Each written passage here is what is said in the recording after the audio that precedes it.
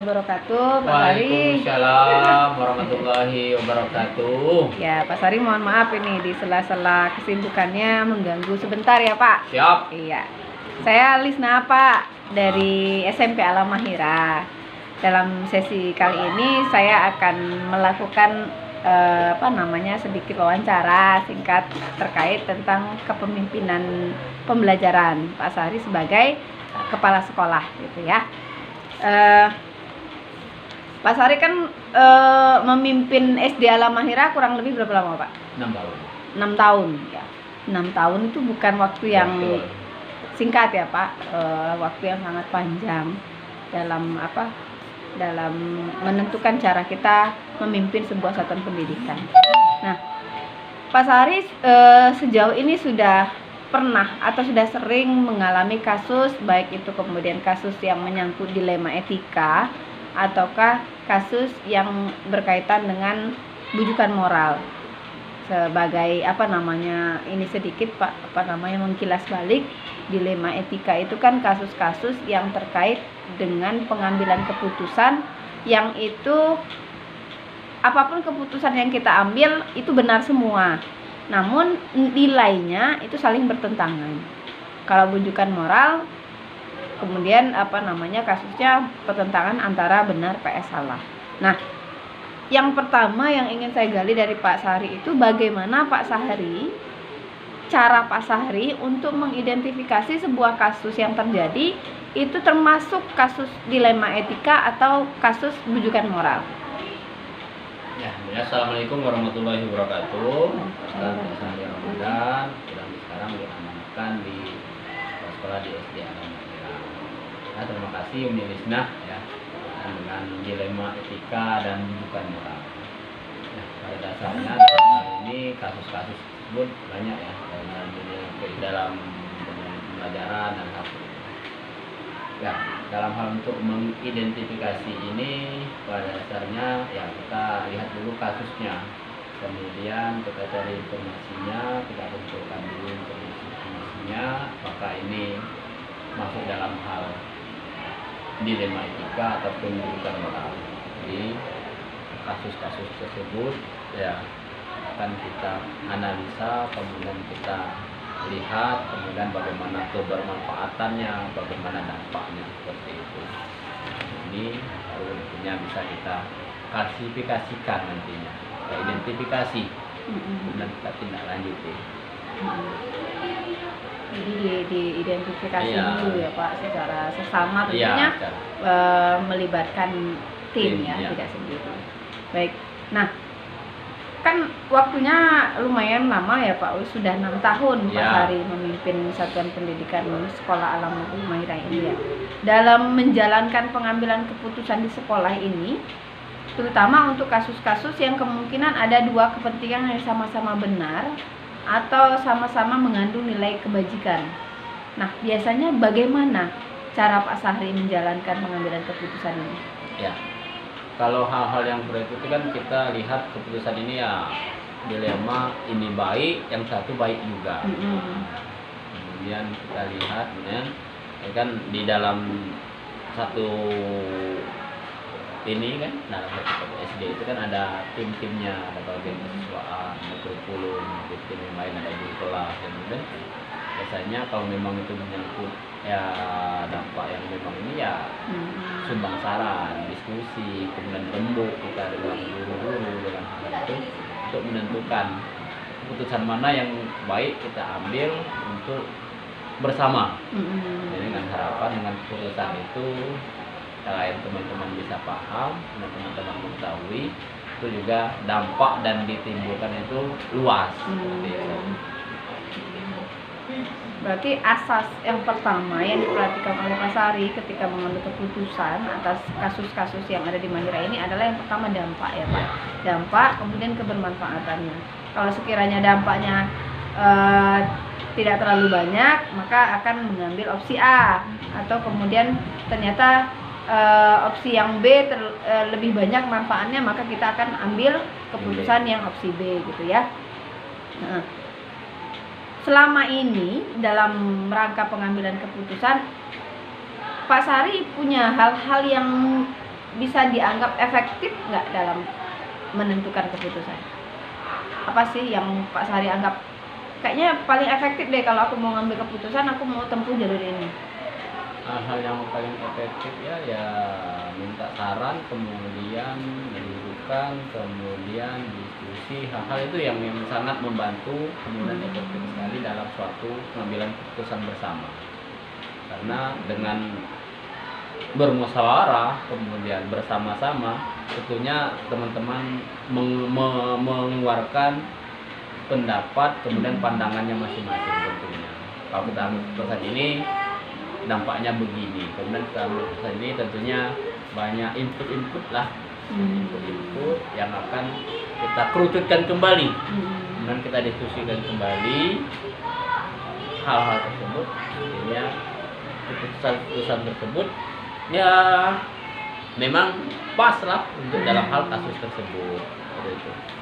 Jadi melibatkan musyawarah. Iya, itu sangat efektif sekali. Efektif, ya. Nah, karena kita tahu kan dengan pandangan baik menurut kita mungkin dan teman-teman yang lain ada pandangan yang berbeda, ada sudut pandang yang berbeda.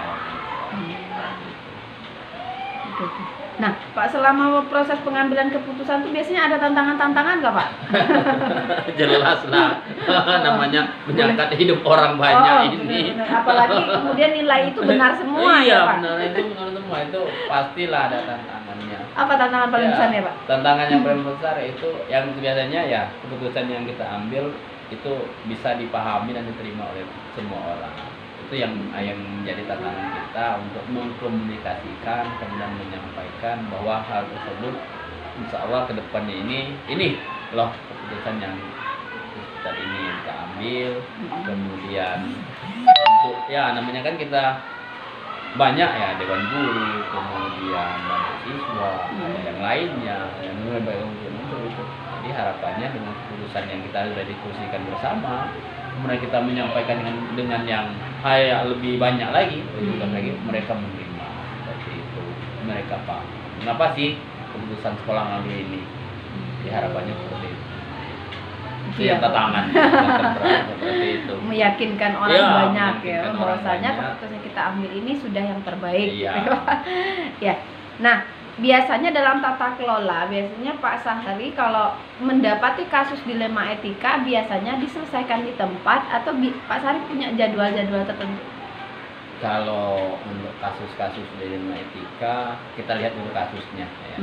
Kalau memang kasus itu tidak terlalu besar atau tidak terlalu ya Allah mungkin bisa di tempat secara kita ataupun dengan sedikit orang mungkin bisa. Tapi itu kalau dampaknya kecil. Tapi kalau itu dampaknya lumayan banyak dan dampak luas, tentunya kita analisis, kemudian kita cari informasi, kemudian kita tabayun, kita lihatkan lagi. Ya untuk mengumpulkan itu ya kemudian negara rembuk juga dengan tim, kemudian baru nantinya kita tindak lanjuti untuk kasus tersebut. Jadi harapannya ya adanya kasus tersebut kedepannya, kasus tersebut jika terjadi lagi mungkin bisa kita evaluasi, kita refleksikan kembali agar tidak terulang lagi itu. Jadi jika kasus ini sih penanganannya. Jadi dibikin semacam catatan sama Pak Sahri, Ya. saya kalau kasus ini penyelesaian sudah dilakukan Ya. ini gitu. Iya. Seperti itu. Ya, agar nantinya namanya kita kan berkepanjangan, berkeberlanjutan. Ya, setiap tahun yang rutinitas sekolah kan itu saja setiap tahun pasti dan dengan tahun yang berbeda, dengan tahun yang akan depan tentunya yang dihadapi kan manusia ataupun anak-anak ataupun guru-guru yang berbeda pula. Dan pasti dengan kondisi yang berbeda pula seperti itu.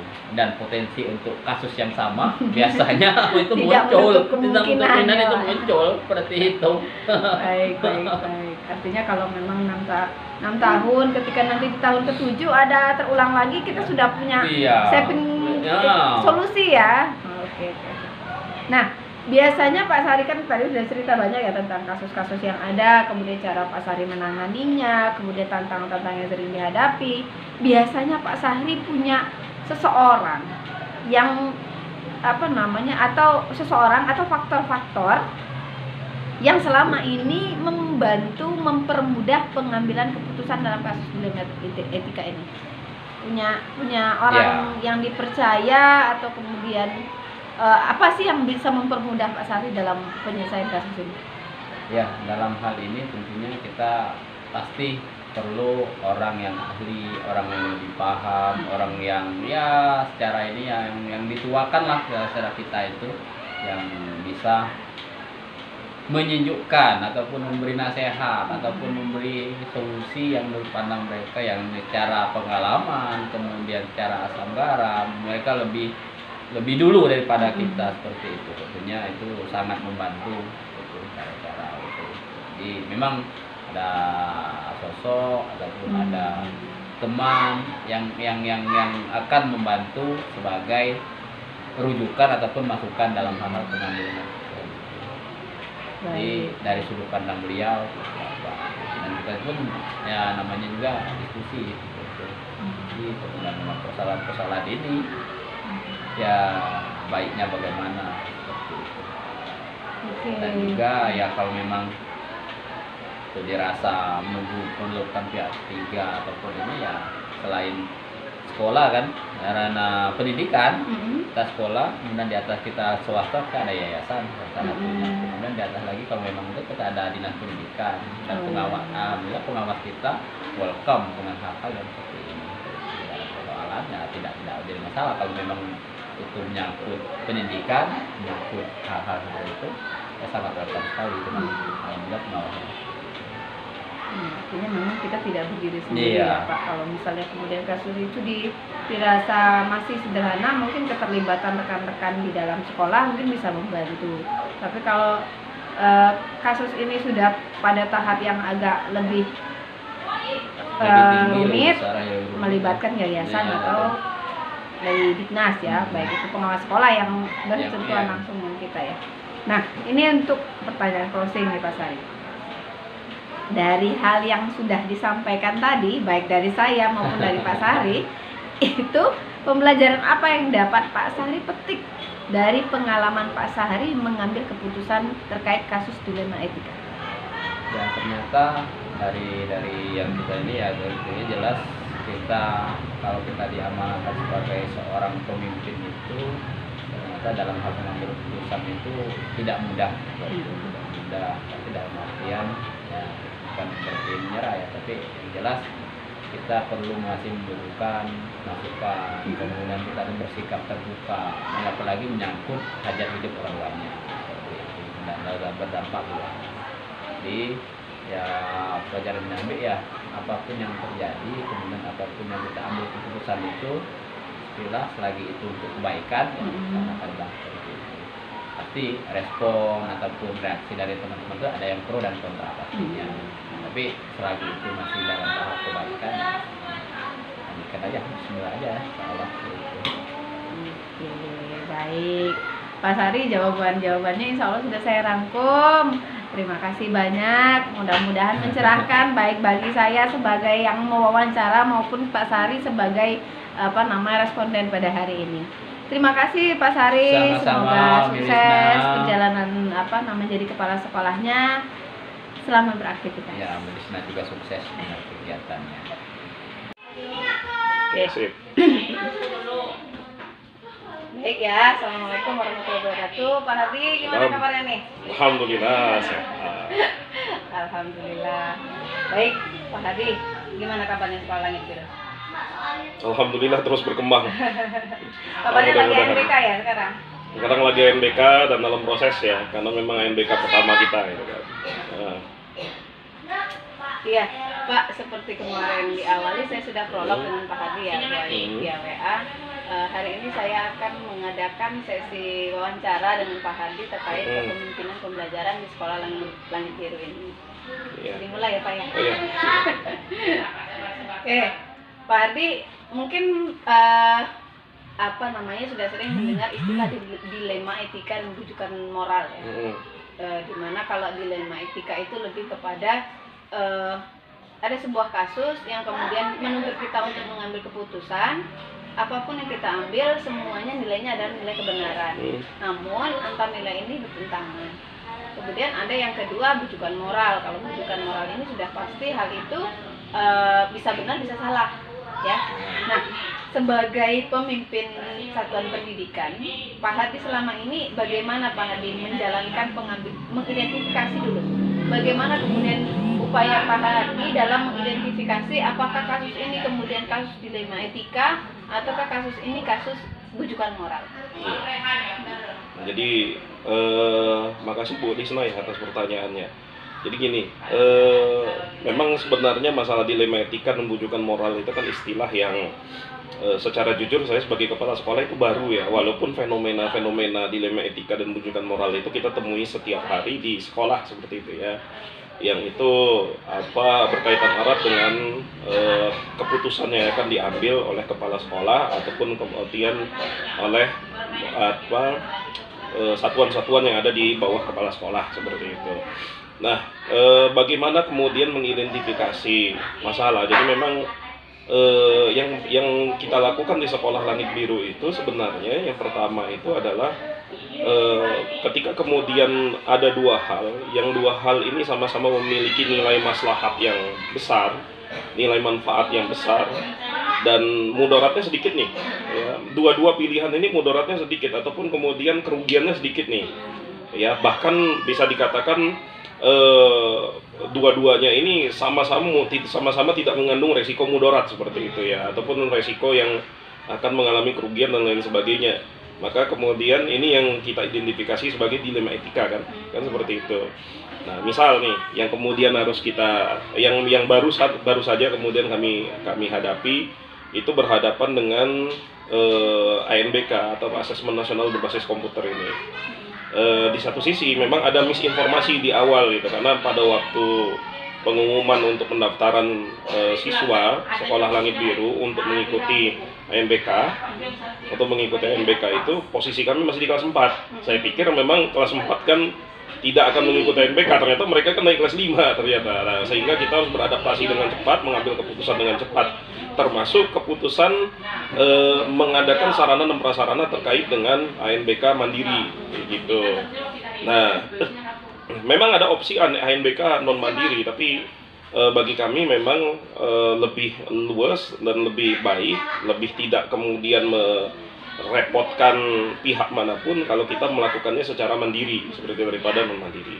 Nah, dalam hal keputusan ANBK ini kan ada sarana prasarana ini harus diadakan, termasuk kemudian kemampuan internet yang memadai, termasuk kemudian komputer proktor yang memadai, komputer klien yang memadai dan lain sebagainya. Maka di satu sisi di bagian keuangan kami itu keperluan yang berkaitan dengan ANBK itu belum masuk ke dalam RKHS seperti itu, rencana kerja kepala sekolah gitu ya. anggaran sekolah itu jadi belum masuk. Tapi di sisi lain ANBK ini harus kita ikuti karena ini kan untuk memetakan mutu pendidikan dan rapot pendidikan kita seperti itu. Jadi dua-duanya sama-sama penting seperti itu. Di satu sisi kalau kita ingin melakukan sarana dan prasarana itu akan kemudian mengganggu RKHS sekolah ya. Kemudian kalau tidak diadakan maka itu akan mengganggu mutu pendidikan dan kualitas pendidikan di Sekolah Langit Biru. Jadi dua dilematis itu yang kemudian dihadapi. Itu contoh baru-baru ini seperti itu ya.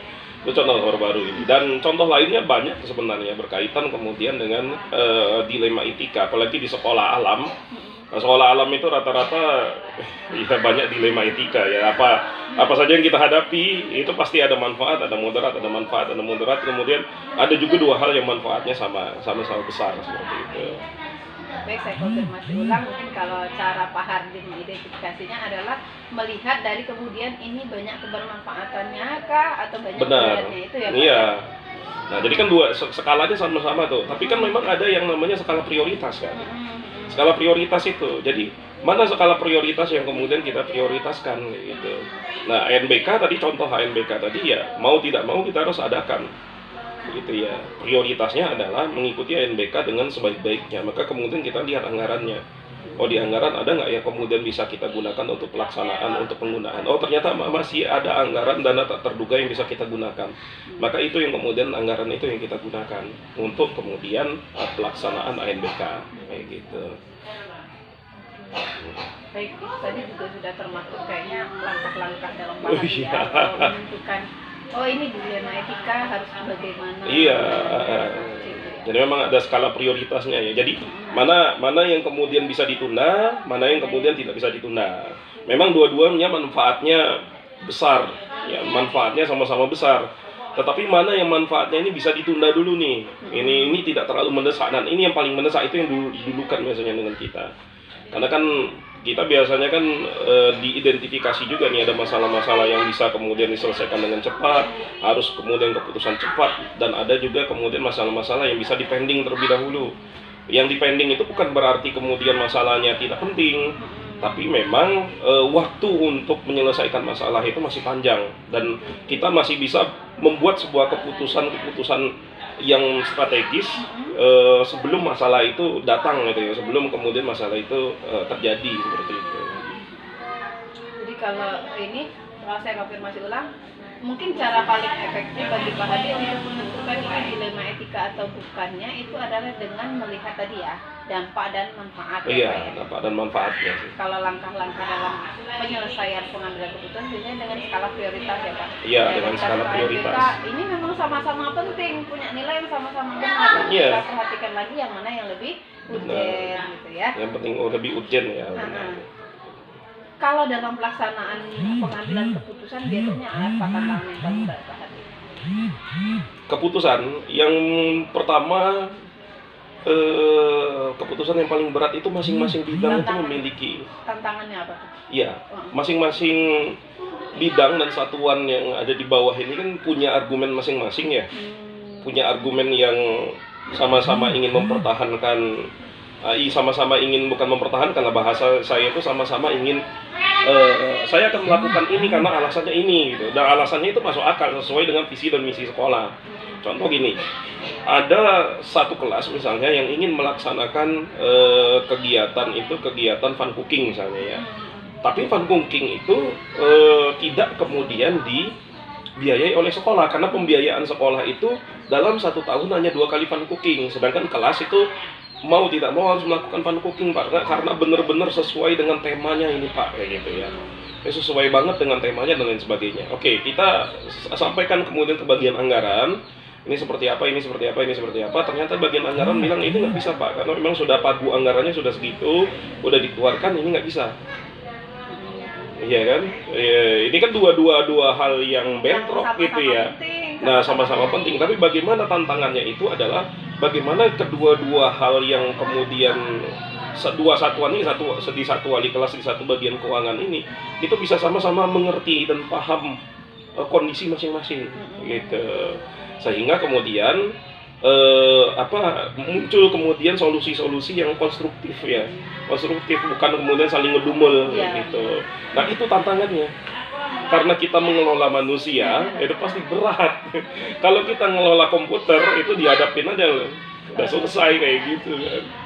Baik, itu ya tantangan terberatnya adalah bagaimana menyatukan satu keputusan yang bisa diterima oleh diterima oleh. Jadi keputusan kita itu adalah win-win solution, dengan catatan bahwa tujuan yang dilakukan oleh masing-masing satuan tadi atau masing-masing individu tadi itu memang tujuan yang baik ya, yang sesuai dengan visi dan misi sekolah seperti itu. Biasanya Pak Hadi punya tata kelola nggak, misalnya, atau punya jadwal khusus, ataukah kemudian dalam penyelesaian kasus itu udah by accident aja lah ini kasus langsung selesaikan? Jadi di Sekolah Langit Biru kan setiap hari itu ada jadwal evaluasi yang pertama ya. Setiap hari di Sekolah Langit Biru itu dari jam 2 sampai jam 3 itu ada namanya ruang evaluasi guru. Jadi guru-guru yang sudah mengajar atau fasilitator yang sudah mengajar kita kumpul. Jadi saya minta laporan dari masing-masing kelas. Di kelas ini gimana nih, catatan anekdotnya apa, pembelajaran hari ini seperti apa, masukannya seperti apa. Jadi mereka lebih kepada refleksi pembelajaran hari itu tuh seperti apa untuk mereka, dan itu didengar oleh semuanya, karena itu bisa jadi refleksi pembelajaran itu akan mereka temukan juga nanti gitu. Jadi itu sama-sama bermanfaat.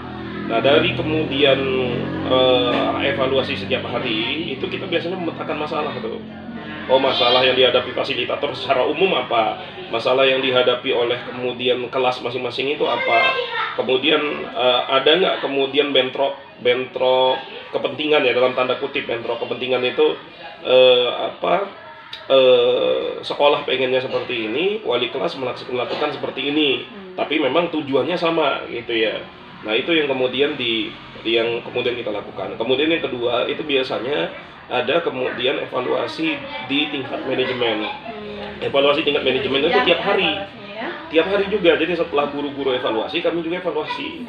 Itu dari sudah asar itu bisa sampai jam 4:30, kadang makan sampai jam 5:30, bahkan sampai jam 6 kayak gitu, tergantung dengan permasalahan apa yang sedang dihadapi. Nah, kemudian evaluasi lagi, apa bahasanya itu, evaluasi ya kalau untuk guru apa, yang ketiga, jenjang ketiga itu biasanya kemudian manajemen dengan yayasan, ini yang tahunan. Jadi yayasan manajemen ini yang tahunan nih. Ini yang tahunan. Terus berkala ya. Itu berkala kita lakukan, sehingga dengan adanya evaluasi itu kita bisa mengidentifikasi masalah, kita bisa kemudian mengurai masalah ini seperti apa, dimulai dari mana menyelesaikannya, sampai kemudian di akhir juga ada rekomendasi. Itu biasanya rekomendasi yang kita gunakan agar kesalahan yang sama tidak terulang dan lebih dinamis lagi untuk tahun selanjutnya, seperti itu. Jadi berjenjang, jadi di wali kelas, kemudian di manajemen, kemudian kepala manajemen dan yayasan, itu per tahun seperti itu. Itu yang kita lakukan. Artinya memang dilakukan secara periodik, Iya. kemudian tidak dibiarkan berlarut-larut ya, Enggak. Pak ya. Jadi kalau misalnya kita juga memetakan ya, ada masalah misalnya ya. Masalah kan banyak ya masalah di sekolah ya. Kalau sekolah di swasta itu kan ada misalnya permasalahan sumber daya manusia, ada permasalahan kemudian operasional sekolah, ada masalah pembelajaran, ada masalah kurikulum dan lain sebagainya, banyak ya. Jadi memang kalau misalnya itu harus segera diselesaikan, maka kita selesaikan daripada berlarut-larut kan. Apalagi berhadapan dengan misalnya komplain dari orang tua, itu harus cepat kemudian diselesaikan. Karena mau nggak mau kok orang tua itu adalah mitra kita, mitra yang memang harus kemudian kita berikan layanan yang baik seperti itu. Nah, dalam pelaksanaannya, dalam pelaksanaan pengambilan keputusan, biasanya Pak Hardi punya seseorang yang membantu atau ada faktor-faktor yang bisa mempermudah dalam pengambilan keputusan, biasanya apa? Kalau faktor yang membantu itu tim ya. Jadi karena memang sekolah Langit Biru itu dibangun itu tidak berdasarkan pada one man show gitu ya. Jadi satu orang kemudian gerak kayak gitu, enggak. Kita kan pakai tim ya, ada tim-tim.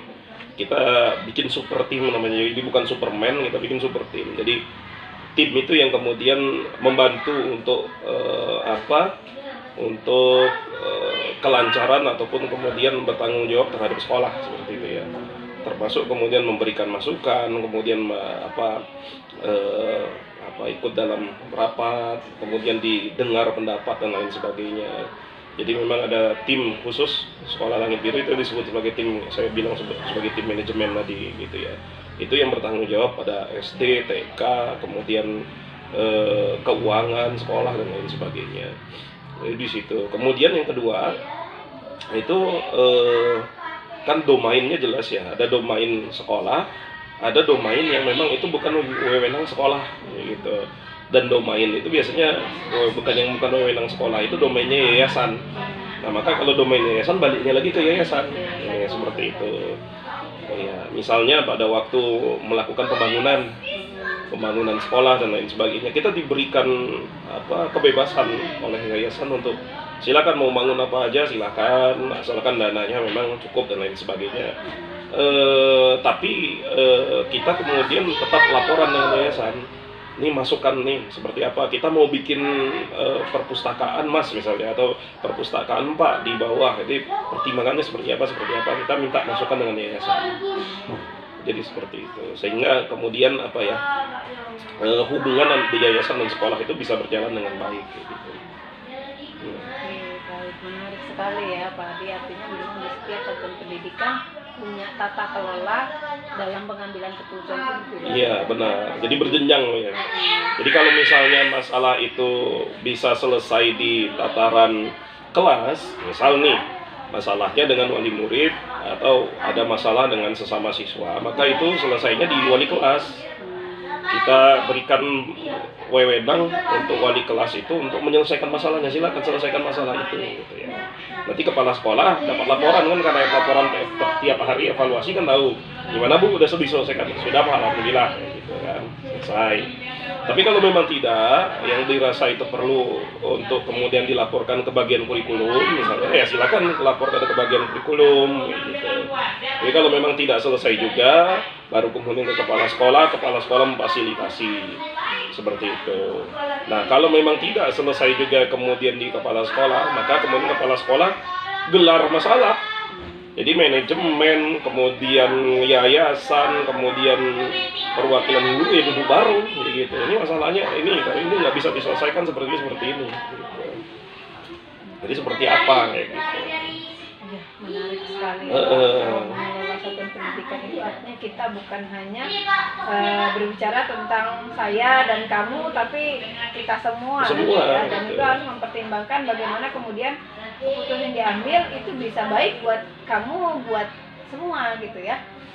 Nah, Pak Hari, dalam sesi sharing wawancara kita tadi ada yang bisa apa sih yang bisa diambil pelajaran? Setiap masalah itu pasti yang pertama pasti ada jalan keluar ya, nggak mungkin nggak. Ya, setiap masalah pasti ada jalan keluar. Yang kedua, saya memperhatikan bahwa ketika kita sendirian dalam mengelola sebuah lembaga pendidikan dan kita menganggap bahwa kita adalah kepala sekolah yang super, ya luar biasa, semuanya bisa selesai dengan kita, yakinlah kita gagal sebagai kepala sekolah. Karena ngapa? Karena kepala sekolah itu sebenarnya kan manajerial. Kalau sudah ngomong manajerial itu pasti orang banyak yang dibutuhkan, bukan kemudian satu orang aja kan. Kita butuh kemudian OB misalnya, kita butuh kemudian fasilitator, kita butuh dengan kemudian bagian keuangan, bagian personalia dan lain sebagainya. Semuanya adalah satu kesatuan kayak gitu. Jadi memang kalau satu kesatuan, maka libatkan mereka dalam hal-hal untuk mengambil keputusan dan lain sebagainya yang berkaitan dengan ya, ini ada syaratnya. Kalau tidak ada syaratnya ini bahaya, itu bablas itu ya, itu tidak ada job desk-nya, berkaitan dengan hajat hidup bersama. Yang ketiga, bahwa setiap masalah itu memang ada skala prioritas ya. Mana prioritasnya yang harus didahulukan, mana yang kemudian bisa ditunda, yang didahulukan yang kemudian dimajukan ke depan, yang diselesaikan. Jadi kan kalau ini lagi di masalah gitu kan, karena kebanyakan dari kita itu kan kalau lagi banyak masalah kan bingung ya. Jadi ngapain, kita nggak bisa mengidentifikasi itu. Udah saking banyak masalah. Tapi kalau kita duduk sebentar, tahan nafas, mikirkan, urutkan satu persatu secara struktur, mana yang paling penting, diuraikan satu-satu, selesaikan satu-satu, maka itu akan lebih nikmat kayak gitu ya. Dan yang keempat memang berkaitan dengan keputusan ya. Jadi sebagai seorang pemimpin jangan pernah kemudian beranggapan bahwa ketika ngambil keputusan semua orang pasti senang. Jangan. Bahaya. Karena setiap kemudian ada keputusan, itu pasti ada yang kemudian tidak senang. Setiap ada keputusan, tidak mungkin kemudian memuaskan setiap orang. Cuman masalahnya, kepala sekolah itu membuat keputusan, itu bukan untuk memuaskan setiap orang, tapi meyakinkan bahwa visi misi sekolah itu bisa berjalan dengan sangat baik, seperti itu. Artinya, kalau misalnya keputusan itu tidak bisa kemudian keputusan itu tidak bisa disepakati, ya berarti ente salah tempat ya, bukan di sini, gitu ya. Nah itu, padahal kan keputusan itu sudah menjadi kemudian musyawarah bersama, menjadi keputusan bersama dan lain sebagainya. Tapi kalau masih ada yang ngedumel juga, berarti ente salah tempat, bukan di sini. Ya kita nggak bisa memuaskan setiap orang, semua orang tuh enggak. Sebagai seorang pemimpin itu siapkan kemudian diri sebagai orang yang dicintai sekaligus dibenci. Itu pasti ya. Gitu. Jadi itu yang berkaitan dengan itu, Bu. Walaupun dilema etika ya, dengan orang yang sama-sama baik aja siap-siap dibenci tuh. Yang satu bilang saya mau pan cooking, kok lagi menggebu-gebu pan cooking, satu sisi duitnya nggak ada, gitu. Anggaran nggak ada misalnya kan. Kalau misalnya kita duduk bareng, oh iya Pak, mohon maaf anggarannya nggak ada, ini nggak ada. Ini kan pasti aku bikin acara aku di cancel. Kan pasti seperti itu kan. Dumel gitu ya. Dumel ya pasti itu. Karena itu efek dari keputusan. Cuman kita sebagai pemimpin tahu mana yang harus didahulukan, mana yang bisa ditunda kayak gitu. Kayak gitu Bu ya. Iya. Sulit jadi pemimpin. Iya, benar sekali. Artinya memang ketika paradigma kita berpikir bahwasanya setiap keputusan yang saya ambil harus disukai oleh semua orang, maka sebenarnya kita sudah langkah menuju kegagalan sebagai seorang pemimpin. Gagal. Karena memang kalau misalnya itu ya kita pengennya dipuji aja ya, bukan kemudian siap untuk dicaci maki kayak gitu, nggak seperti itu konsepnya. Nah itu yang kemudian saya pelajari dari ini. Oke. Gitu. Menarik sekali ya Pak Adi, artinya menjadi pemimpin itu bukan sebuah pekerjaan yang mudah. Iya. Artinya ya kalaupun kita terlalu pede maka kita akan kehilangan pengikut. Benar. Bukan pengikut bahasanya ya, mungkin kehilangan rekan ya, karena konsep kita dalam memajukan pendidikan itu kan bukan lagi kompetisi tapi kolaborasi. Kolaborasi, benar. Jadi kolaborasi. Jadi termasuk kemudian untuk menemukan orang yang mau kita ajak kolaborasi. Saya mau kayak gini, kamu mau ikut nggak? Gitu. Kan kayak gitu. Apa nih yang harus tentu ya Pak Hadi sebagai pemimpin kan punya idealisme sendiri. Sementara rekan-rekan juga punya idealisme sendiri. Gimana rasanya, bagaimana caranya kemudian mempersatukan dua idealisme ini? Oke, jadi saya ceritakan aja ya. Jadi ini menarik gitu ya. Jadi